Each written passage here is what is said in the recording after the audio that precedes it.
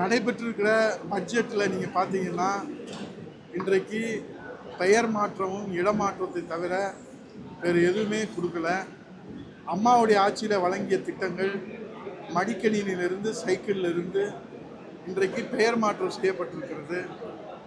ஆனால் தேர்தல் வாக்குறுதியில் அவர்கள் சொன்ன மகளிருக்கு 2500 ரூபாய், தேர்தல் வாக்குறுதியில் சொன்ன 6 சிலிண்டர்கள், தேர்தல் வாக்குறுதியில் சொன்ன அனைத்து பேருந்துகளிலும் கட்டணம் இல்லாத பயணம், தேர்தல் வாக்குறுதியிலே சொன்ன படித்த பட்டதாரி இளைஞர்களுக்கு 4000 ரூபாய் உள்ளிட்ட எந்த தேர்தல் வாக்குறுதியும் இந்த பட்ஜெட்டில் இடம்பெறவில்லை.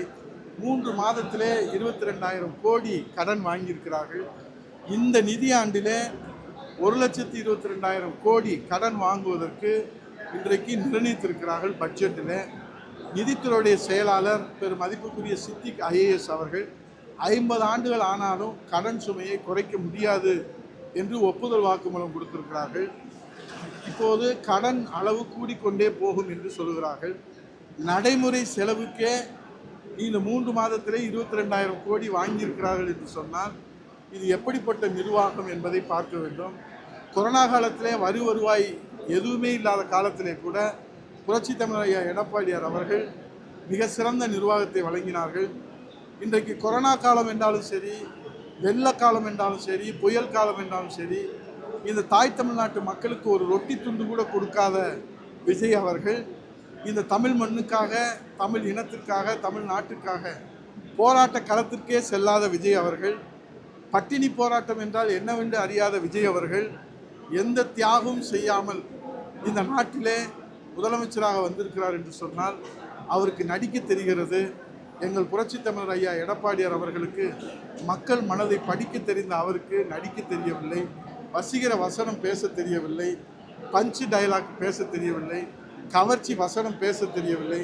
அதனால் எங்களுக்கு இன்றைக்கு வெற்றி வாய்ப்பு கிடைக்கவில்லை என்றாலும் நாங்கள் வெற்றியோ தோல்வியோ சகஜம். எங்கள் புரட்சி தமிழர் ஐயா எடப்பாடியாரை மீண்டும் முதலமைச்சர் அரியணை அமர்த்துவோம்.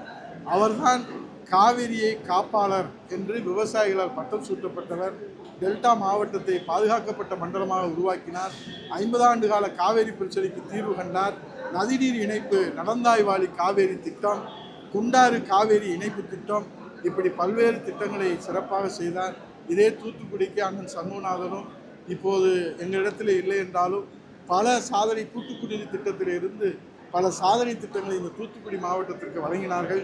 ஆகவே எதுவுமே செய்யாத, எந்த தியாகமே செய்யாத விஜய் அவர்களே இந்த நாட்டுக்கு முதலமைச்சராக வருகிற போது இந்த தன்னையே இந்த நாட்டுக்கு அர்ப்பணித்திருக்கிற தியாகத்தின் திருவுருவம் புரட்சி தமிழர் ஐயா எடப்பாடி அவருடைய தலைமையில் மீண்டும் அம்மா ஆட்சி மலர வேண்டும். அதற்காக இந்த அம்மா பேரவையினுடைய ஆலோசனை கூட்டம் சூளுரை ஏற்கப்பட்டது.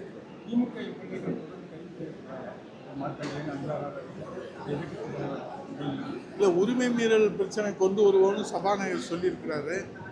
ஆகவே ஜனநாயகத்தில் விமர்சனங்களை எதிர்கொள்வதற்கு ஜனநாயக தலைவர்கள் தயாராக இருப்பார்கள், அரசியல் கட்சிகள் தயாராக இருப்பார்கள்.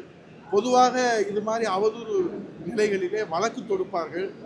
ஆனால் இரவாக கைது செய்வது என்பது இப்போது புதிய நடைமுறையாக அரங்கேற்றப்பட்டு கொண்டிருக்கிறது.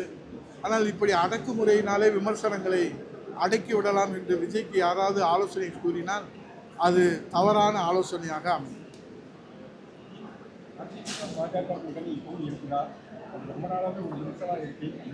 புரியல.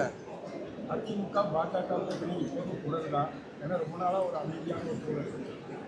இப்போதான் தேர்தல் நின்றுருக்கோம். 4 முறை பாரத பிரதமர் தேர்தல் பிரச்சாரத்தை தமிழ்நாட்டில் மதுரை உள்பட அனைத்து மாவட்டங்களிலும் தேர்தல் பிரச்சாரம் செய்தார். இப்போது தேர்தல் பிரச்சாரத்தில் யாரும் யூகிக்க முடியாத, எதிர்பார்க்காத தீர்ப்பை மக்கள் வழங்கியிருக்கிறார்கள். ஆகவே இந்த சூழ்நிலையில் இப்போது தேர்தல் வருகிற போது தான் கூட்டணி பற்றிய அறிவிப்புகளை அரசியல் கட்சிகள் வெளியிடுவார்கள். எப்போதும் போல நாங்கள் செயல்பட்டு கொண்டிருக்கிறோம். புரட்சி தமிழர் ஐயா எடப்பாடியாருடைய தலைமையில் அமைந்த அதிமுக தலைமையிலான கூட்டணி இப்போதும் வலிமையோடு தான் இருக்கிறது. அதில் எந்த சந்தேகமும் உங்களுக்கு வேண்டாம்.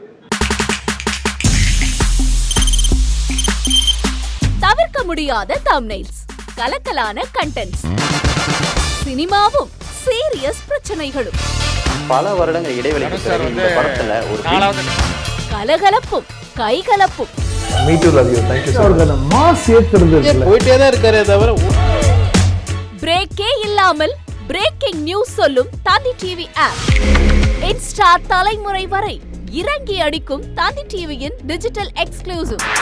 அது தண்ணிக்குள்ள போகும்போது ஹேங் ஆயிடுச்சு.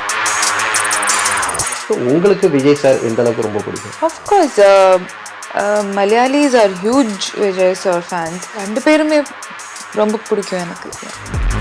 தந்தி டிவி ஆப்பை இலவசமா டவுன்லோட் செய்யுங்க. ஃபாலோ பண்ணுங்க, சப்ஸ்கிரைப் பண்ணுங்க, என்ஜாய் பண்ணுங்க.